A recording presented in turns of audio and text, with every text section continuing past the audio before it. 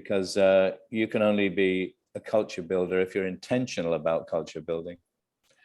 So we thought about what makes a culture, and we thought, well, cultures share a language. We provide a learning language in the form of the 3 C's. We get parents and kids and teachers saying, I used to think that, now I understand that, now I'm able to, etc. So we get a shared language, beginnings of a culture. A more recent development, but what's proving to be a very, very big part of our work now, is cultures share aspirations. So we developed the portrait of a learner, 6 human capacities derived from the 6 human commonalities. So a balanced person, a rational problem solver, an innovative creator, etc. So we have a set of shared goals, we have a shared language. Cultures share beliefs and values, so we develop shared learning principles. Cultures share norms, so we develop practices from those principles. And then we began to think that cultures also share artifacts. So this day is about kind of artifacts, the iconic cultural symbols of the key essence of the CGC. And then just to finish that initial thought, we also build curriculum. We've now taken our spreadsheets of basic learning goals for the 3 C's, and Dave has created what we're now calling learning ladders, which are very elegant scope and sequences, now vertically aligned in developmental bands, K through 2, 3 through 5, 6 through 8, 9 through 12. And then, as you know, we have learning modules, and they form together a learning matrix, a sort of overview of the application part of the curriculum, the applied learning in authentic contexts. And then we build community, and increasingly we're working directly with parents. Peaky could attest to the fact that we've had great success with working with parents, so could Mike. In fact, both those schools talked on our last CGC Connect about a very different way of working with parents. And we work directly with kids. And we had another CGC Connect where several schools talked about our work directly teaching kids the metacognition of learning. So very 30,000 foot, we build culture, we build curriculum, we build community. So today is about one piece of the culture piece, these new CGC posters. And if there's time, Dave, we might have a quick flick through the draft of the learning ladder. But so the thinking was, we need sort of references in every classroom. Well, we can't say every classroom is up to the schools, but we need classroom sort of reference points, quick check-ins as to what the essence of our approach is.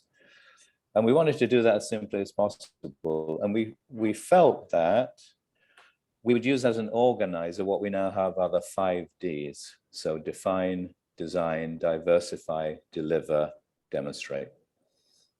And that perhaps we needed one overarching, you know, the ring that binds them all, the one overarching poster. And then Dave and I were thinking, and we do a lot of our work together online, but we really felt that to do this kind of work, we needed to be locked in a room for a number of days together, and you're not allowed out until we'd finished. So we had bathroom breaks, I must admit, and food was pushed in under the door, you know. But, so Dave agreed reluctantly. I had to twist his arm for weeks to come out to Central America, to Honduras, for his second visit. And we worked in the office in which I work at Escuela International San Pedrano in San Pedro Sula. We worked there, and we just sketched out the entire project. And then he went back home and finished it. So so we're going to spend the rest of the time, we're just going to go through the poster set with, initially I'm going to hand over to Dave now to talk about his sort of overall design aha moments, how he conceptualized the whole project, and then we're going to look at the project. So do you want to, shall I screenshot already, Dave, or do you just want to talk through some of the thinking, or shall we be looking at the things? What's easiest, do you think? I was going to say let's look at it. I've got the InDesign file right here, so I'll just share my screen. I can screen share if it's easier. So oh, okay, no, that's fine. That's fine. Now I can do the scrolling, and you can do the. So if you want to talk about, well, just whatever you want to talk about. Talk us through talk us through the thinking. Sure. Hello, everyone. If Kevin, if you could just sort of zoom out a little bit so we can see a little bit more of the poster.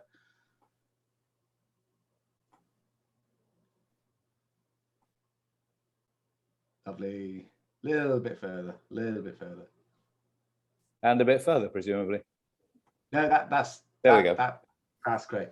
Yeah. So I mean, as Kevin said, what we wanted to do was produce this sort of set of 6 posters, 5 each for the D's and one overarching one, which kind of sort of introduces everything. And we wanted them to all have a very sort of similar sort of look and feel.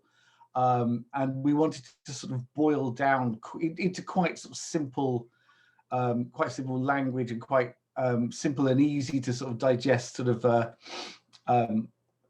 look and feel each of the 5Ds sort of broken down. As I say, we wanted to sort of make them to all kind of follow the same rhythm. So each poster is split into 3 sections. Now, the 3 sections always lead, as is the CGC way, always lead with an engaging question. So that is the top section of the poster. The middle section is about the system, about the process, the thing which is happening, and the bit at the bottom, the end bit, is the result, the impact of what has happened. So, Kevin, if you sort of scroll down a little bit, so for this first one, it just sort of introduces the human learning ecosystem for our times and leads with that question, what is our purpose? And then goes on to say the system is these 5Ds. And what we originally had, we actually originally had them in a line, which kind of sort of suggested a linear sort of flow through them. But then one of the pieces of sort of thinking that Kevin had, and it was actually a really interesting process, because when I was there in San Pedro Sula, it was really, really good to kind of, as Kevin says, gather around whiteboards and pieces of paper on my iPad and sketch all this stuff out in quite sort of broad strokes. And then when I was back here, other little things just sort of popped up, which you know, after sort of cooling down after that sort of initial sort of creative explosion that happened, you kind of sort of notice other little things. So in this middle section, this first poster, it was that the 5Ds were originally in a line, but then Kevin sort of said, well, this needs to show a system. So we actually came up with this slightly different way of showing it, where it is all interconnected, but isn't necessarily in a linear line. And the bottom part is the impact, which is the portrait of a learner. So a balanced person, a respectful relationship builder, a rational problem solver, contributing citizen, innovative creator, and compelling communicator. So if, Kevin, you go down to the first poster, each of them, because there's 6 of them, each of them sort of broadly fit into the 6 commonality colors, which was kind of a very a nice, happy sort of accident.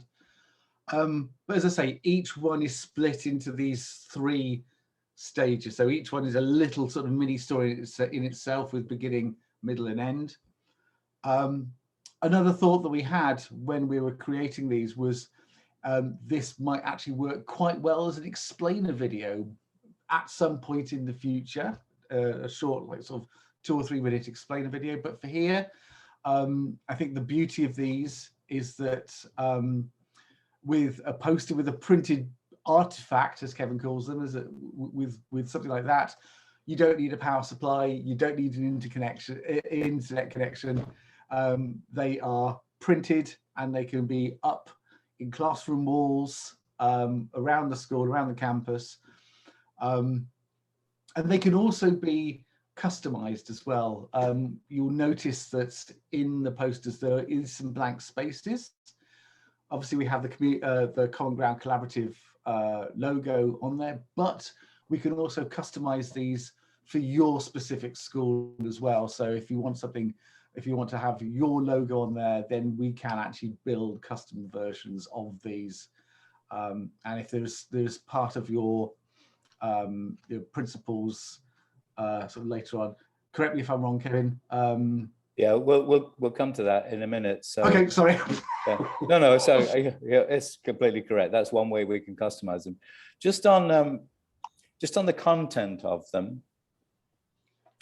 Obviously, we chose the 5Ds, but so this one has the full learning definition from the CGC, and then everyone here knows this bit.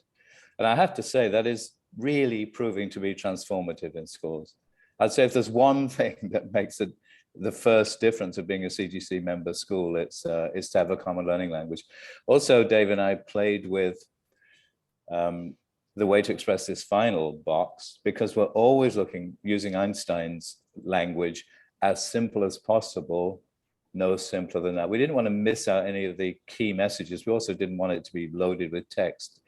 So a nice summary piece in this final box of impact, we ended up with the 3 C's. We create kids who are good with ideas, good with skills, and good people. And I just think if you had to summarize that for a parent, yeah, portrait of a learner, kids look like this, but fundamentally they're good with ideas, good with skills, and they're good people. So I think we were both very happy with that final distillation, Dave. So that's the define. And I'll hand back to you, Dave, for the design one. Again, it sort of follows this sort of 3 sort of stage approach with the sort of the 6 commonalities in the first part of it, and then in the middle system part we have goals built into modules as part of a matrix, and it kind of unpacks the learning ladders, so learning goals for the 3 C's mapped into developmental progression. So using the language of learning ladders, which is touched upon later on as well. And also the learning modules. So we picked one which we've recently just changed to this one. So what is real news, and also sort of showing how everything sort of fits into the learning matrix. And again, the impact is a portrait of a learner. There's some parts of these which do repeat. So you'll notice that this bottom part, the impact part of this, is the same as the first poster, but that is what comes out of this process, is a portrait of a learner. Kevin, do jump in if I say something wrong, because no, there's no. I may do. There's every possibility. I doubt it. I mean, these are just our own interpretations anyway. So, but yeah, just we made a conscious decision some things would repeat because the overarching poster pulls from the others. So, and I think it's worth emphasizing that this is the kind of kid we're trying to produce anyway. So, and then Dave referenced the ladders reappearing as a sort of symbolic image. So you want to talk us briefly through this one, Dave? Yeah, again, so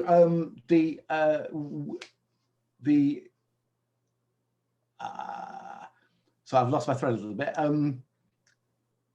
So again, we wanted to sort of have the sort of the 3 sort of sections to it. We thought it was quite a nice visual sort of reference to have the 2 little kids at the bottom climbing up the ladders, which kind of sort of breaks format a little bit and is again a little bit playful. You kind of sort of see them going all the way up through the whole of the poster, but also sort of using sort of language, the language in the impact section of things to do with construction and building and that kind of thing. So scaffolding success, constructing foundations, demolishing ceilings. So the kids can sort of keep on going. Yeah, and we just made conscious decisions with it. can deal with the inclusion, neurodiversity, gender diversity. I'm trying to see. I was frozen. Am I audible now and visible? Yeah. Okay. Thanks, Mike. And so we made system level, school-wide level statements. If you want to become inclusive, let's embrace it first. Make sure our mission states that. Create policies aligned with the mission, design programs and practices to support the full range of kids. Also the full range of opportunities for adults. And then along with this, we are capacity builders. We just had some fun with construction site language, as Dave said, so scaffolding and foundations. And maybe the key idea there, especially for those kids we call highly exceptional or gifted, or is to demolish the idea there are ceilings for these kids. I think one of the things we do least well in schools is support kids who learn differently, and that we have a whole sort of way of thinking about that. But for a poster, we just felt we had to make sort of philosophical statements, kind of position statements, because there was no way we could unpack differentiation on a poster, for example. But we wanted to say, this is what, in this poster, it's really, this is what CGC stands for when it comes to diversity, rather than here's the exact detail of what we do. So we think we captured that quite well. And I do like the ladders idea. I think we will have time, Dave, to take a look at your first draft of a learning ladder later, because I think people will be interested to see what that looks like. But so then on to the place where we can customize, just here where I'm highlighting. So Dave, same pattern, if you just want to talk us through some of the thinking. Yeah, of course. So this is the delivering learning poster. So again, leading with the question, how do we build learning cultures? We co-create learning cultures in which all learning stakeholders are engaged contributors. The system part of this, again, we have these five these five aspects here of the things which the learning cultures which are shared. So aspirations, language, principles, practice, and artifacts. And then the impact section. One of the things it's interesting, because I've been working with Kevin for about a decade on CGC and making this stuff look sort of visually appealing and what have you. Well, one of the things which we did right at the beginning was we had this phrase "everybody learns," which we sort of re-injected into this poster here. And you notice that on all of the posters, there's a little hashtag "everybody learns." So in the final version of these posters, which we are very, very close to sort of finishing now, that everybody learns will be present on every single one of them, but specifically this one, which is actually kind of one of my favorites, is in a true learning culture, students, teachers, parents, leaders, partners, governors, everybody learns. And that phrase is actually going to, in the original version, when we started using this, it was like a handwritten "everybody learns." So at the moment it's in type, the same as the rest of the type, but in the next and final version, it will be handwritten. Yeah,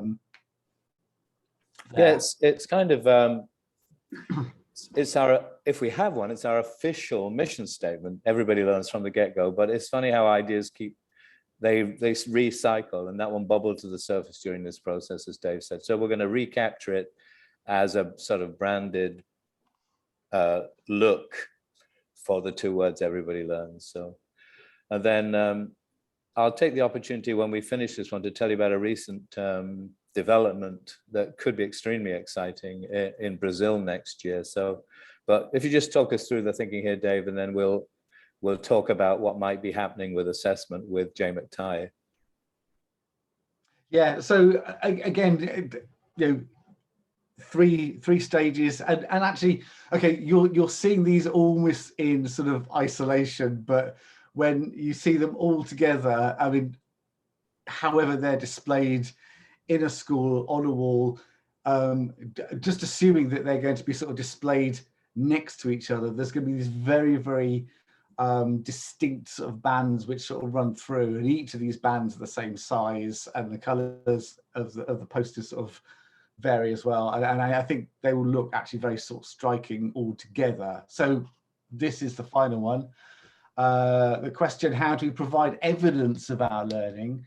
And we have a sort of a quote from Jay McTighe here at the top, which sort of sums this up very well. And we have the system, our assessment and principles and reporting process in that central bit, and the impact every learner and every learning practitioner benefits from regular feedback that is timely, precise, actionable, and respectful. So in each of these posters, what we're trying to do is just, in each of these little episodes, so to speak, is try and get the idea, just try and show it as visually simply and as striking and as easy to understand as possible. Not reams of text, but something which, you know, you can look at it close up and understand it. But you can also hopefully look at it from feet away and sort of understand it, and it encapsulates what the CGC is about. Yeah, thanks a lot, Dave. So we want them to hang together as a piece, but obviously stand alone. What I've been trying to do for the last few years is, it's just remember everyone, conceptual, competency, character. This, and in terms of the purposes of assessment, again, this is borrowed from Jay with his permission from UBD. 5 assessment principles. The first one, the main purpose of assessment is to provide feedback to learners to improve their learning, feedback to teachers to inform their practice, inform our practice if we all see ourselves as teachers. Then we've done some work with feedback, and the best distillation of the characteristics of effective feedback, the simplest, let's say. And I was very keen to see this on a lot of classroom walls, including where I work, because I'm working very intensely with teachers here and they're doing a great job. And we're just seeing it's really handy when you're building a culture to have repetitive, simple, school-wide decisions. So, for example, at EIS, we recognize the primary purpose of assessment is to, and all feedback at EIS is timely, precise, actionable, respectful. It means when you're in a classroom with teachers and feedback is being given, you can always nudge people towards, remember, it's got to be timely, precise, actionable, respectful. Those sort of mantras that people, eventually they seep into everybody's consciousness. And then you get to those definitions of culture. I like 2 of them in particular. The way we do things around here as a definition of culture. And another neat one, I can't remember who said this to me, but I grabbed it. Culture is what we do when nobody's watching. I like that idea. It goes with our ideas that teacher supervision systems are usually not very effective, because what you want is teachers doing things when nobody's watching. Just going up to the middle bar, we're very excited about this. It comes from Thomas Guskey's work, who came up with the 3 Ps we should look at in assessment. And he said, performance, in other words, the point arrived at against some standards. Progress, the distance traveled by the child, which I think is probably the key one for me. Process factors, external or internal, that may have affected that kid's performance or progress. Then we said, and we're going to focus, like UBD, on the notion of proof, of evidence gathering. That's why we've called it, how do we provide evidence of our learning? And then what's the plan going forward? And then starting with the kid's own goals. So I added 3 more Ps just to expand the alliteration, and for no other reason but that. So what's the kid's purpose in terms of their goals? How has their performance been against those goals? How far have they come in a given period of time? Progress. What process factors have affected them? They might have been ill. They might need to work on their resilience or their reflection, for example. Where's the evidence and how is that curated? And what's the plan for the kid going forward? With the central piece saying, this is the raw material for curated conversations between learner, teacher, parent. I've been very interested in what Piki and her colleagues at Mind School have been doing with curated conversations, where the conversation, if I understand it correctly, Piki, is between learner and teacher, but with parents invited in, as opposed to the student-led conference with the teacher less present. Am I getting that right, Piki? You're getting it totally right. It's a conversation between the teacher and the student where the parents are the witnesses of this conversation. And at the end, they can have parents can ask any question, or they can make any comment about what they heard, but they're talking to their child, like the teacher talked to the student. So it's to them. Yeah, I just think that's, for me, over many, many years of thinking about this, that seems to be the best combination of the three key players in this evidence game: the learner themselves, the teacher, the parent. I like the use of witness as well. We're now going full on with the proof, the evidence metaphor. You know, it's all borrowed from Understanding by Design, and I'll say that on a recording because I'm always keen to credit Grant Wiggins and Jay McTighe, where they said, "Let's assume the kid's innocent of understanding until proven guilty." It also goes with some of our tech partnerships. For example, Mike Rutherford with Got Learning, or Toddle for that matter, both of whom have portfolio systems. So the news on this, and it may be a bit premature, but I'll just say that it is in its very early stages, is we've been invited by one of our member schools. The request was, could Jay and I go together to work with them on assessment? We've now turned that into the potential for a major event inviting lots of schools, where we take the joint materials from UBD, CGC, put them together into a school package almost, the evidence box of all of this system, but with its protocols and with all the system in place. So we're hoping to announce the first ever joint UBD CGC event. It'll be in Brazil. It seems to be going well. Jay we're going to discuss it on Monday and start the planning. So it's not quite locked in, but it's getting close. And so that'll be very symbolic for us to be in official collaboration between CGC and UBD on the kind of niche of qualitative, performance-based, evidence-based, personalized, student-led forms of assessment, recording, reporting to counterbalance, I'm not saying to remove, but to counterbalance norm reference, quantitative, mass administered testing systems. Because those aren't going to go away, and they may indeed have their own purposes. They probably do have their own purposes. It's just that that's not really our niche work. So we're hoping to launch a whole evidence package for schools that want to do this qualitative stuff. And these ideas will be absolutely central.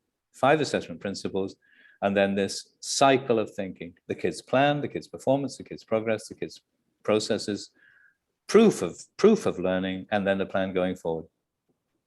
Just as a very quick aside, I had a great conversation with a good friend, Jeff Bradley from NEASC, New England Accreditation, yesterday, because this applies equally well to the assessment of a school through an accreditation process. You can easily imagine how good it would be as a school head to receive feedback on how we're doing with our purposes, our performance, our progress, our processes. Here, what do you think of our evidence, and help us with our plan going forward? So that's the poster suite. So we'll show you in a minute the first ever learning ladder, knowing that it's in a less well-developed state than the posters. But I just wanted to now just open it up. What do you think of the idea of wall icons, capturing the messages in a sort of creative, graphic way? So any responses to what you've seen or what you've heard? Hello, Kevin. I'd just like to hop in. I'm not actually at a CGC school, but I've been really following all of your work very intently and with great interest. What I really liked particularly about the posters was the one with the ladders, actually. Mm-hmm. And it reminded me very much of that picture that I'm sure plenty of people would have seen, of the idea of equity and inclusion, where we have the children sort of standing on different boxes to be able to see over the fence. Yeah. I'm sure a lot of people may have seen something similar to that. Yeah. And I thought that was a great example, using the ladders and having that visual to see that children could start at any point on that ladder. But I love also the idea of no ceilings, that it could just keep going. So a great visual. Thanks. I mean, Dave started out, I said, Dave, I want to use the term floors without ceilings. It was for a workshop on inclusion. And can you come up with a graphic? And he came up initially, Dave, with the side of a building with a fire escape going up the side with a kid on it, because the fire escape has no ceilings. The floors do when you're moving up inside, but outside. So I also like the idea of the kid escaping from the building and doing their own thing up the side of the school, you know. So, and these things evolve, and that evolved into the idea of learning ladders, not scope and sequences, but learning ladders. And yeah, it's a longer debate, obviously, but it was exactly, Rashin, designed to, I'm talking to the wrong person. I'm sorry, I only see your number. What's your name? Sorry, it's Vanessa. Vanessa, sorry, I called you by the wrong name. No problem. You're next to each other. It's so interesting, I actually know Roisin because we just finished the NIASC training a couple of weeks ago together. All right. Small world. So yeah, it's a separate discussion, and lots of people here know more than I do, but we will always have trouble with kids and their learning if we see learning as stratified into grade level boxes. We're absolutely bound to, because if a kid thinks beyond that level, what are you supposed to do with them if that's the way your mindset is? What? Okay, you're in 3rd grade, you can do 5th grade math. What sense does that make? Or we'll promote you by 2 grades, and then they're suddenly completely in the wrong social setting, et cetera, et cetera. What we've said is 3 things. Open-ended curriculum driven by questions, so learning modules. Flexible grouping in a school, so that kids from different grade levels within a module, let's say, can work together. And a mentor for those kids who may or may not be an elementary teacher or a grade level teacher at all. Under those circumstances, those kids have no ceilings. They will just absolutely, literally, to string cliches together, go through the roof. Learning will go through the roof. I don't know why it's taking us so long to be capable of giving those kids that structure, because once you get that's what they need, it's not that complicated. Yeah.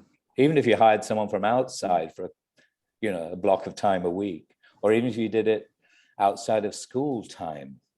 One of our other partners do very similar stuff. Neobel in Singapore create learning modules for a certain period of time. Parents sign up for them. They do pay for them. And they put kids together from different grade levels, from different schools around the world to do real world projects. So yeah, thanks, Vanessa. That's very close to our hearts, and we were just trying to capture it as quickly and visually as we could. So we think the ladders, we know the learning isn't linear, but we just like the idea of no ceilings, really. So any other feedback on the poster ideas? I love them, and I would like my set with my Montcrest logo and personalized. I cannot wait. Well, I actually think the principles on the principal side are the Montcrest ones, Jerry. Hey, perfect. They're already ready to go. So they're ready to go, apart from the logo. But we were very conscious that every school has a different set of principles or some variation. So Dave is prepared to add a logo. And if you say, these are the names of our principles, we put the school's principles in. Because I'm just thinking as a school person, I wouldn't want to set on the wall in Honduras. And then the teachers think, but those aren't our principles. Where did those come from? So the rest is pretty consistent. The 3 C's is consistent. The portrait of a learner is becoming consistent. I had that conversation with Jerry, had that conversation with a couple of our great little ISS schools, one in Madagascar, one in Kazakhstan the other day. And I don't think every school has a different portrait of a learner. You can use your own profiles, but I think if we're going to have that, it will tend to be, these are the CGC transfer goals. We're playing with our language of the portrait, but the idea of that the name of the portrait is the same. And I think that's ability, like, as you know, with the Montcrest team, very much keen to wordsmith. Yes, you'll have 53 versions before this workshop is over. But what's great is seeing teachers taking this to heart. That's what we want. We take it to heart. We live and breathe this stuff. So engaging with the language is really important for people. But we're always trying to get that balance between there's a consistency to the CGC, but there's freedom within it. So there's always some kind of negotiating around those ideas. We want to give people true ownership, but it can't be so random that the schools are unrecognizable, you know. So just looking for that balance. Any other points? If not, we'll. So I think generally they're going to be a useful addition to what you get. Just on that, Lucy and Brooke and I are working very hard on new membership structures for the coming year, and we'll do a special session on that. So Vanessa, there will be more clear ways to be a member without being a full CGC member school. You know, you can be a member at this level. We're talking about investigator level, implementer, innovator, and then we're looking for a small number, not really we're not putting a ceiling on the number, of what we're going to call inspirer schools, who sign up for, say, at least a 3-year contract with us, a 3-year partnership, because it takes that long, and are willing to share their work on things like this, what's new, talk to new schools, maybe give workshops, maybe host events, but just saying, yeah, we are really dedicated to this work. We have a number of schools now we work with for a number of years, and they now want another 3 or 5-year contract. So we just said we're going to do this together over a period of time, because that's what it takes. And those schools, a member of each of those schools will be on a new board we're going to create called the Innovations Board, which won't be a governing board, but we're thinking 4 times a year we'll get together and just talk about what can we do next. What's the next? What's going on? How can we reach more people? How can we reach more schools? So Inspire schools forming an Innovations Board, but other levels of schools who, yeah, but we have this, and this, but we really like this. Can we be some kind of member? So we're saying, yes, we don't want to be, by definition, we're inclusive. So we don't want to say, no, you can only be this. So we're trying to loosen it up and let people engage with us to the level they want. So one quick thing, and then we can actually let you go early, which I'm sure you won't mind too much.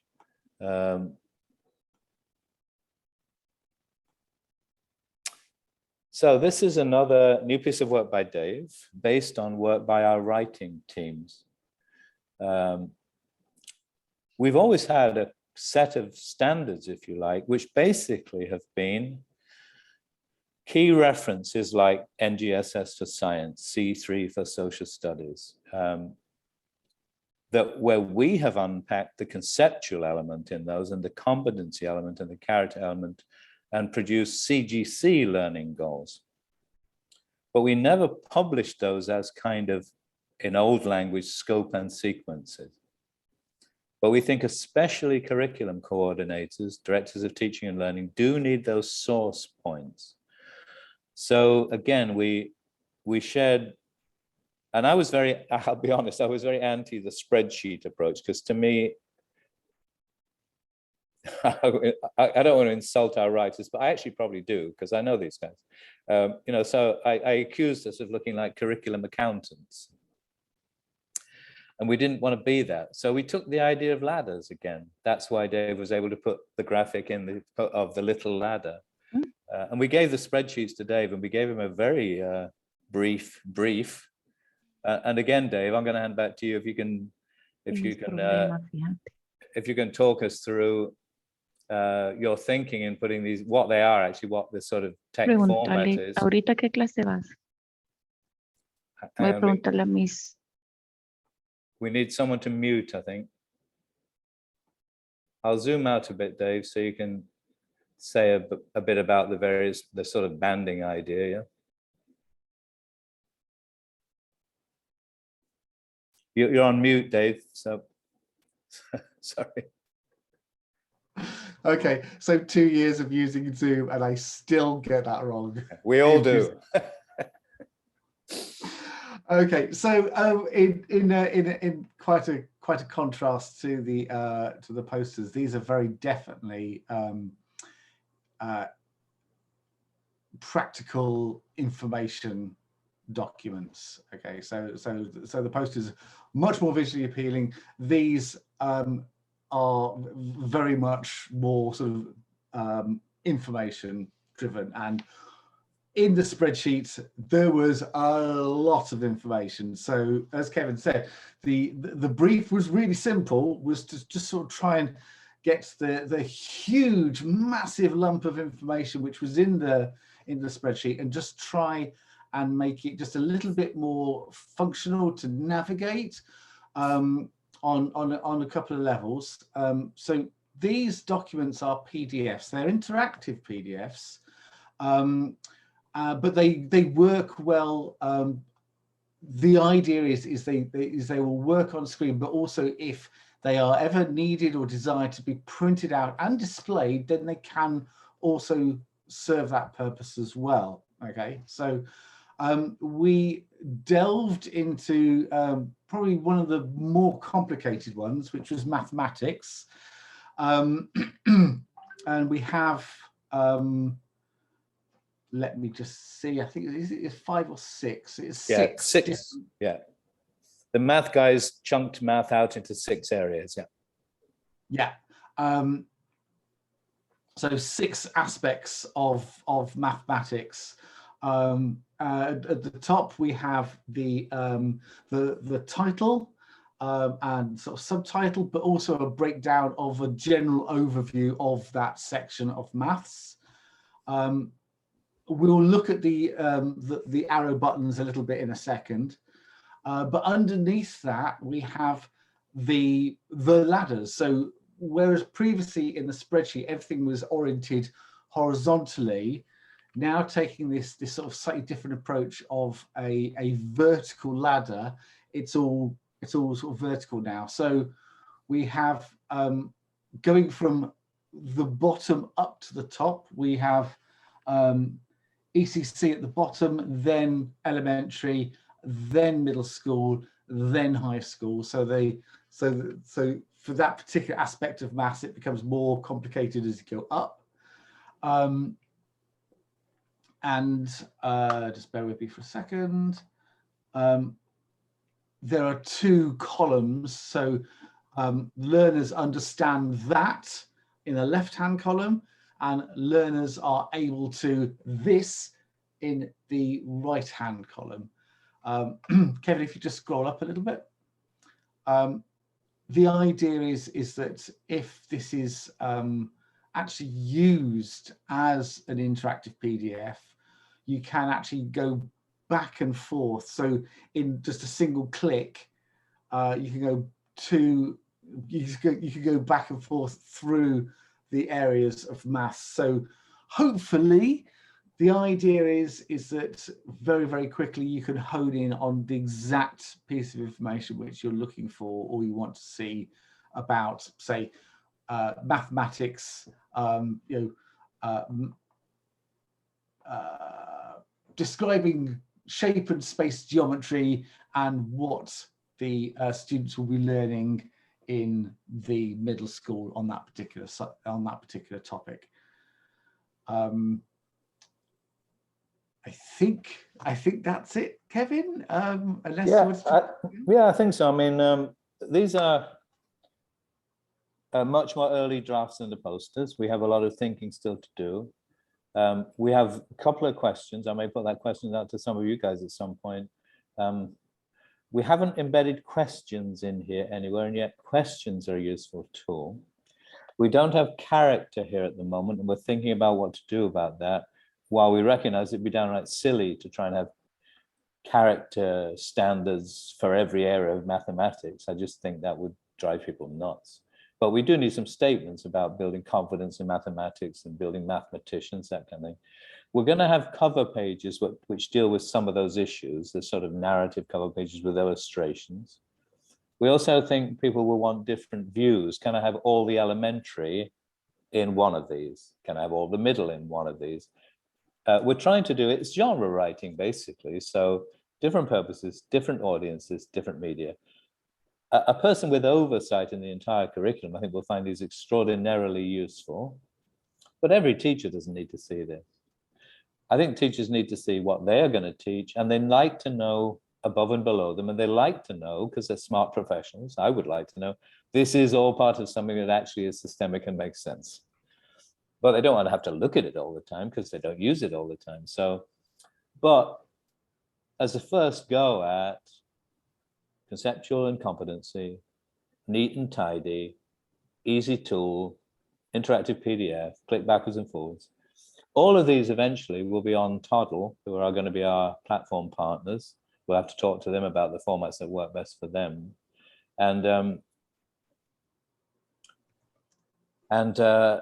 So that's kind of where we're headed with this. And it has led to, I'll just briefly float a kind of philosophical debate we've been having. I'll stop the share, which is the relationship between the competencies and the conceptual understandings. These flow from left to right. We say, if the kid understands that, they should be able to. Very UBD. If you understand that, you should be able to explain, interpret, apply. Where will they apply them? In authentic contexts, in math-driven learning modules. But those kinds of competencies are more like, and Gareth, our math writer, one of our two math writers with Chris, was keen to point out the difference between this kind of, he started calling them evidence competencies that prove understanding, with inquiry type competencies that lead us to understanding. So we're now thinking of putting together one of these for a broader generic area like inquiry. Now those competencies are the competencies that build understanding, whereas the ones here tend to be the ones that prove understanding. That's a slight different use of the term competency. So we're going to have to bring clarity to that as well. But again, we wanted to show it to you, even though it's beyond embryonic, you know, it's a pretty decent product as is. But we got to, I think we'd agree, Dave, we got some, you know, we're probably 50% into the design process because there are missing things. But the heart of it, we think, is good. It's clarity. We've simplified mathematics down to 6 broad areas. You can see that if you just took out one progression, one band, just elementary, it doesn't amount to an overwhelming amount of math. But we have very good math writers. One of them has done lots of national design for curriculum, for mathematics. And I suppose the other service we're trying to provide is to simplify and get people out from drowning in the number of standards. So that's, again, if there's any response to that notion of a ladder, clickable through the grade levels, banded into 4 progressions. And again, just another addition to the CGC toolkit. And there'll be one of these for each of the disciplines. Because even though we do a lot of multidisciplinary, transdisciplinary work, we still need the foundation of good math, good literacy, good art, etc. So any quick reactions to what you've been seeing? To run to a wonder walk, but I love it and it aligns with what we're doing anyway, Kevin. We're looking at our curricular mapping through the Ontario curriculum and pulling it apart into the 3 Cs. So the idea that we are working in spreadsheets that are disastrous and terrible, and so the idea of a structure that may actually be more digestible than what we're using as working documents is really exciting. So I'm looking forward to continuing, but I have to run. Yeah. Okay, thanks for the feedback, Jerry. See you soon.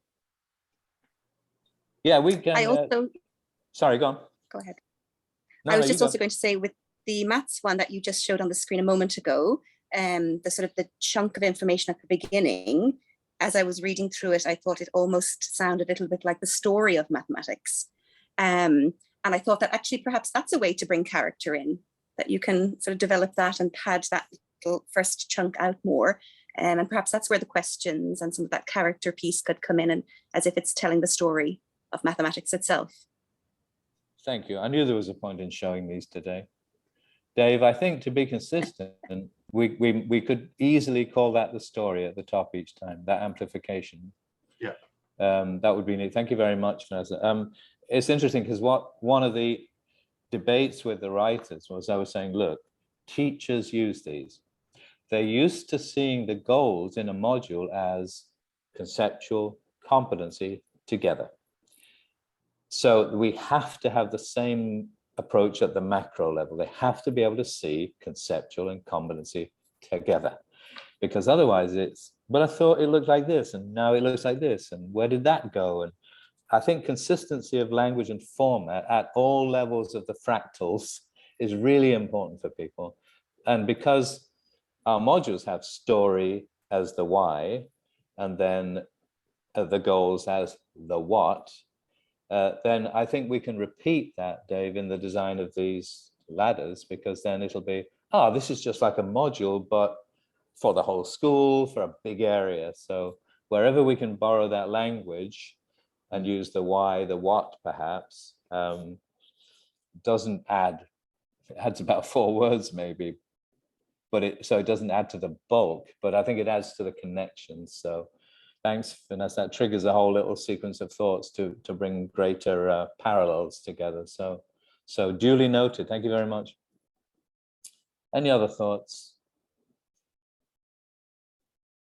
Hey, Christy. Sorry, just one more thing that I thought of also. Just you mentioned about the teachers wanting to always see just what's above and below maybe their grade level, we'll see. And maybe keeping in mind with the idea of the ladder would just even be steps. So I know that's sort of going back to the horizontal, but perhaps that idea of the steps across and what that might look like. Because I think, I agree with you, I think it is hard for people still to move to that idea of the progressions, because they seem to think that if they teach in that way, they have to do so many more things with the students, or there has to be every student doing lots of different things in the class. And I don't think that that's really the way the progressions work. It's understanding the access points where the students are coming in on the progressions. Yeah, at least that's my interpretation of it. Yeah, and we could get into other good discussions about self-regulation among students as well, is how much of this is shared with students. Certainly with early literacy, with things like Daily 5, Literacy Cafe, the direct teaching of the strategies to the learners. Oh, I know what I'm going to do next because I just did this. So I know my next step is to show this to someone else and we'll peer edit, or I'll get feedback from another student or so. Yeah, it's interesting to play with the visual idea of steps as opposed to, or to complement the ladders. The other thing that Dave is, I'll commit him to this because it's being recorded. Dave is very, very good at coming up with alternatives, which don't have to be, it's either this or that. If you prefer to see it this way, you can see it this way. So whatever is useful to get ideas across, basically to kids, through getting ideas across to teachers. Any other thoughts? For me, the latter makes total sense because we're talking about breaking ceilings. So when you come up the ladder, you're going up and you're breaking those ceilings of those students that you were talking about before, Kevin, that sometimes have difficulty in their learning process. So teachers may put that ceiling because they don't really know how to get to that student. I have an example right here of what you were talking about before. My students are in my class right now. I'm with you right now. They just came in. They know what to do. It's a multi-age classroom. I have third graders, fourth graders, and fifth graders, students with different abilities, and they're all working, and they're all asking each other. And I'm right here with you. So I'm just, I'm just a person right here, being accompanying them in their learning, but they know that they're their best resource. So they're breaking their own ceilings. That's great. Can you swing the camera around? You want to see? Yeah. There you go. Independent learners, self-regulating completely. And they came in while you were on the Zoom, eh? Yep. There you go. You might as well go, you can go home. Right. I was thinking about that too. And I was telling them, and they're like, we're going to be very quiet because, and they came in and they were telling each other, Fiki is with Kevin. They just wanted to meet you. So they were like, who's Kevin? Who's Kevin? So they were looking at the camera But they told each other, Viki's in a meeting with Kevin, so we need to be very quiet. And I said, okay, just whisper, you can tell, but just whisper. And they're over here working by themselves. That's brilliant. Mhm. Thank you for the applause, Claudia. So different ways to visually present progressions, different language as well. We've been talking to some schools about, especially new schools, our schools rethinking themselves in a long journey with us, what we even call the sections of a school, like elementary school. We started trying to slide the term progressions in, as opposed to divisions, because divisions say what they say. They say this is a divided school. And the language use is important. I like the idea of here's the elementary progression, here's the early childhood progression, here's the middle school progression, because that language gives you a different feel for what a school is. It's a progressive continuum, not a set of divisions. So, but some of that language is much harder to break. It's like I keep ranting against the term administrators and the administration for leaders, because as I've said before, we need leaders to lead us through change, and people tend to follow leaders rather than follow administrators. The word doesn't say leadership, it says management, it says clerical work, and yet in the US system, it's the administration. Who follows administrators? Martin Luther King wasn't noted as, wow, what a great administrator. Nelson Mandela, God, that guy could administrate. There were leaders. We need leaders. So, and I love it. I love to see the language match the idea. So I'm going to ask Ralph, because Ralph is a deep philosopher about all this stuff. Icons on the wall, learning ladders. What do you think, Ralph? You've been with us for a long time. You see these as useful additions?